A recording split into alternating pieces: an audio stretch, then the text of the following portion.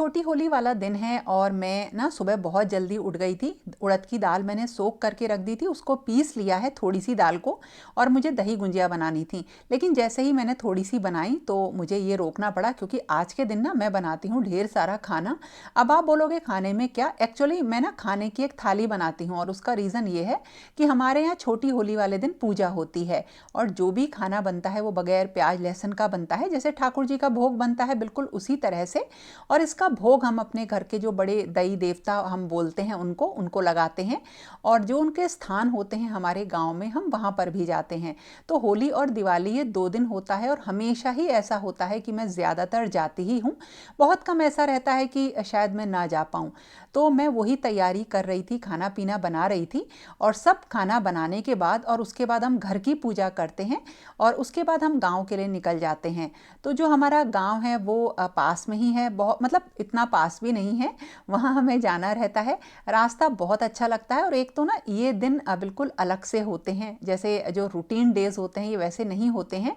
तो बहुत अच्छा लगता है, एक अलग सी फील आती है। साड़ी पहन के मैं जाती हूँ ज़्यादातर, और सर वगैरह ढकना पड़ता है क्योंकि गाँव होता है, घूंघट करना रहता है। और गांव आ गया है, घर शुरू हो गए हैं, और अब तो लगभग सारे घर पक्के बने हुए हैं, बहुत अच्छे घर भी लोगों ने बना लिए हैं, और पास में ही खेत हैं। तो अब उसके बाद हम खेत पर आ गए हैं। यहाँ पर हम कुछ जो खाना वगैरह बना के लाते हैं ना, मतलब बनाते हैं, उसे लेकर नहीं आते हैं। गुंजिया का भोग लगता है, अपने दीपक अगरबत्ती वगैरह सारी चीज़ें पूजा की लेकर आते हैं, और फूल हुए और जो गुलाल होता है उसे लेकर आते हैं। ये हमारे देवताओं के स्थान हैं, और यहीं पे पूजा होती है हमारी होली पर भी और दिवाली पर भी।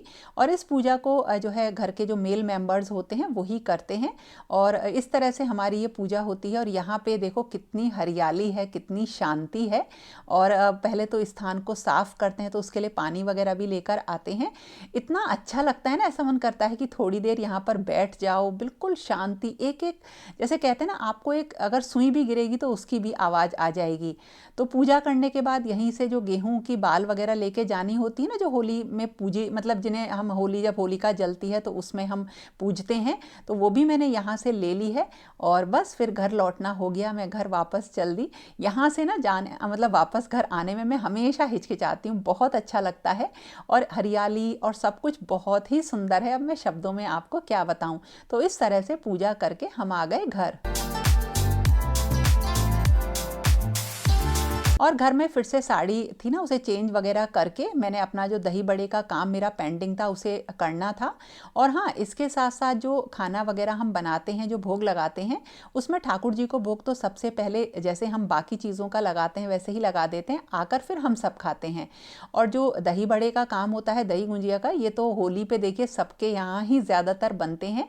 मैं दही गुंजिया बनाती हूँ, और इनको बना के ना पानी में सोख करके मैं फ्रिज में रख देती हूँ, और ये काफ़ी दिनों तक मतलब करीब 5-6 दिनों तक बढ़िया रहती हैं। बस डेली इनका पानी हमें चेंज करना रहता है। और जो दही गुंजिया जब कभी भी आप बनाएं तो ध्यान रखें, पहली बार में हल्की सी सेक के निकाल लें, बस हल्की सी सफ़ेद हो, और फिर इन सबको ना इकट्ठा करके दोबारा सेक लें। तो इस तरह से ये काफ़ी मुलायम बनती हैं। और दूसरी चीज़, अगर आप इन्हें पानी में सोक करें तो एकदम गरम गरम इन्हें सोक नहीं करना है, नहीं तो इनकी जो बीच का जगह होती है ना वो काफ़ी टाइट हो जाती है, गुठली सी आ जाती है। तो देखिए ये हल्की हल्की मैंने सेक ली है, और दोबारा इनको पूरी सेक लूँगी, और इस तरह से इसके बाद मैं जाऊंगी छोटी होलिका का पूजन करने।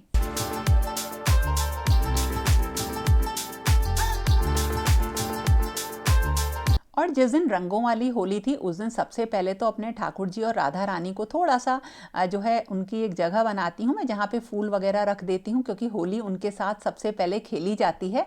तो मैंने उसी तरीके से राधा रानी और ठाकुर जी को विराजमान कर दिया, फूल वगैरह लगा दिए और थोड़ा सा उनको सजा दिया, और फिर हम सब उनके साथ होली खेलते हैं। और इस चीज़ में जो तैयारी होती है बच्चे मदद कर देते हैं। हालांकि इसकी बहुत बड़ी तैयारी नहीं करती हूँ, मतलब ये हर साल कुछ अलग ही होता है।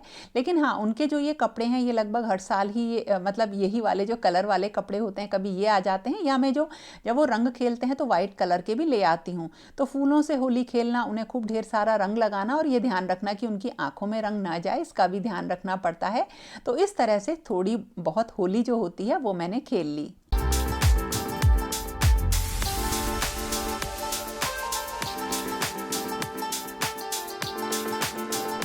फिर फिर हम सब लोगों ने खेली खूब बढ़िया होली। पहले तो मैं नहीं जा रही थी होली खेलने, क्योंकि उसका भी रीज़न अभी आगे आपको बताऊंगी, लेकिन फिर ऐसा लगा कि नहीं चलो चलती हूँ। और आके नहा के फिर मैंने अपने ठाकुर जी और राधा रानी को तैयार किया।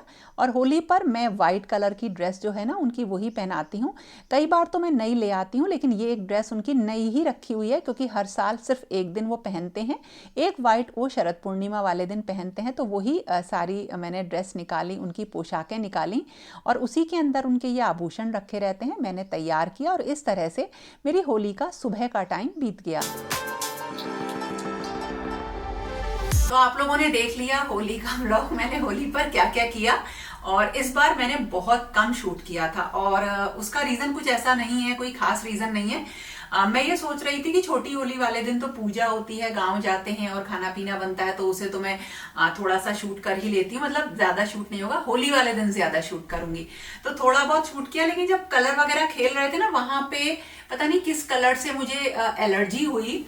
मेरी जो ये उंगलियां है ना, इसमें यहाँ जो नेल्स होते हैं इसके नीचे कट आ गए काफी सारे। अब हालांकि मैं तो जो कलर यूज करती हूँ तो बहुत सेफ कलर्स होते हैं, ऑर्गेनिक कलर्स मैं लेकर आती हूँ, लेकिन पता नहीं क्या चीज थी, ये कौन सी एलर्जी है, क्या है।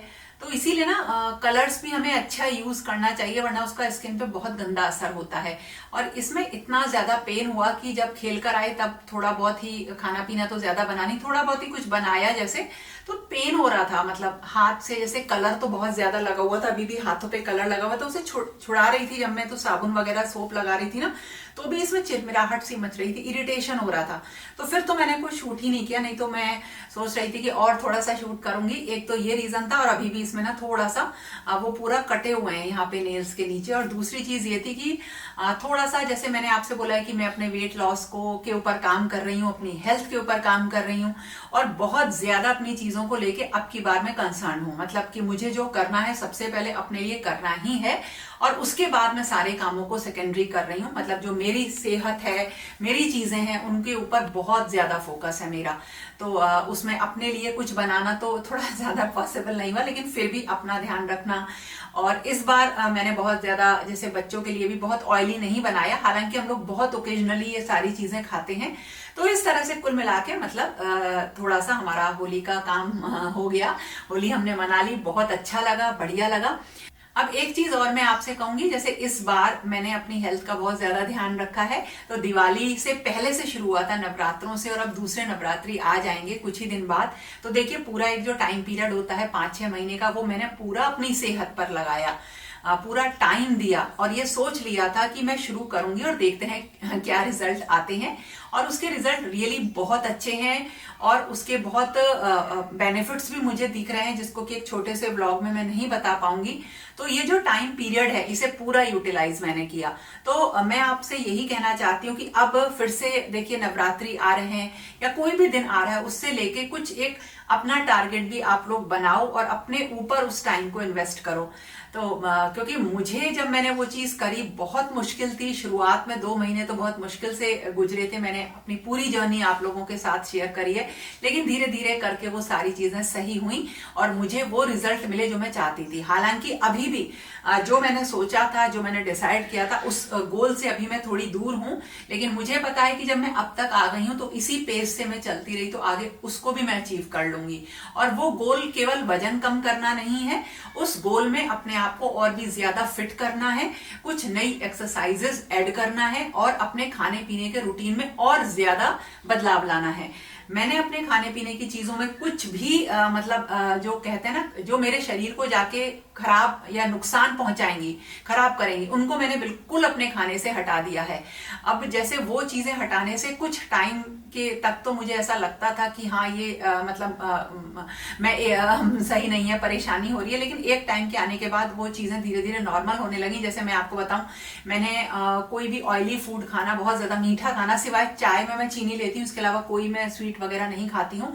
तो जब ये चीज शुरू करी, तो मैंने सोचा था कि हर 15 दिन बाद एक बार मैं अपना चीट मील लिया करूंगी, जिसमें मीठा वगैरह मैं खाया करूंगी, या कोई और चीज ले लिया करूंगी। तो शुरुआत में तो मैंने ये किया, लेकिन जैसा कि मैं आपको बता रही हूँ कि दिसंबर के बाद से मुझे वो भी लेने का मन नहीं करता। मुझे लगता है जब ये चीज मुझे नुकसान पहुंचा रही है तो मैं इसको क्यों खाऊं।